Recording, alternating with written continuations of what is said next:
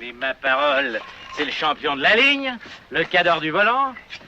Pardon, monsieur, excusez ma curiosité, vous seriez-il pas ensablé des fois? Tu veux savoir? Eh ben, t'es même pas drôle. Allez, mon gars, en avant les pelles et les tôles. Faut aider son prochain. Ah, qu'est-ce que tu veux? C'est les misères de l'âge, hein? Faut faire semblant de s'apercevoir de rien.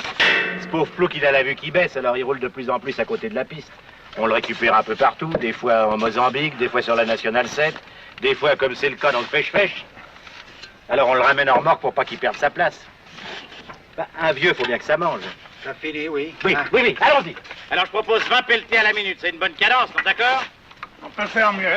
Disons 25, mais à condition que la gueule s'arrête dès que son cœur lâche. Allez. Oh! Oh! Oh! Oh! Oh! Oh!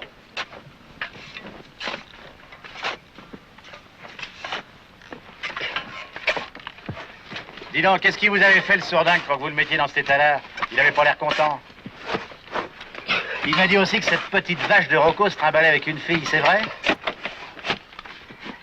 Qu'est-ce qu'il l'aura ramassé en bordure de piste? J'en sais rien. Tiens, ça me rappelle ma finlandaise. Tu la connais, mon histoire avec la finlandaise? Oui. Eh ben, toi qui la connais pas, tu vas te poiler. Figure-toi qu'un jour, sur la piste d'Insaoud, je tombe sur un petit ingénieur des pétroles avec sa Land Rover en rideau. Il avait sa bonne femme avec lui, il avait une grande blonde avec des yeux qui avaient l'air de rêver, puis un sourire d'enfant. Une salope, quoi. Moi, je repère ça tout de suite parce que les femmes, c'est mon truc. C'est pas comme le pelletage, hein? Alors, aussi c'est que je propose au petit ingénieur, si vous voulez, j'emmène votre dame à Agdid et puis je vous envoie la dépanneuse. Le branque dit oui et me v'la barré avec la poupée. C'est pas vrai, Saïd? Tout ça, c'est vrai. Si, c'est vrai. Et c'est même vachement intéressant. Tu vas bosser un peu, dis, hein? Une seconde, ça l'intéresse. Hein, que ça t'intéresse? Oui, oui. Alors, sitôt parti, je me mets à conduire d'une main. Et voilà que la môme se met à faire des minauderies, c'est façon pudeur, des petites manières de bonne femme, quoi. Sous peut-être que Saïd est en train de prendre un jeton.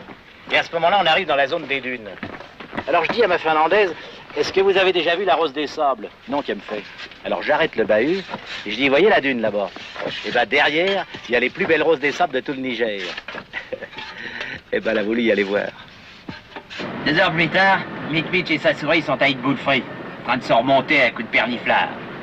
Tout à coup, le cocu débarque, va droit sur sa femme, sans dire un mot, mais il lui balance une paire de mandales à tuer un buffle.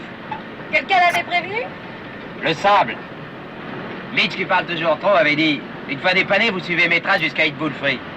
Petit ingénieur avait suivi les traces jusqu'au bout, jusqu'aux dunes. Là, c'était plus des traces de pas qu'il y avait.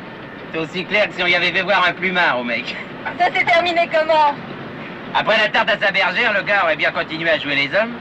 Mitch a bloqué la première pêche et lui a dit « Tu viens de brayer, gâche pas tes cartes. » Et son mari n'a rien dit? Oh, tu sais, quand les types de 130 kilos disent certaines choses, ceux de 60 kilos les écoutent.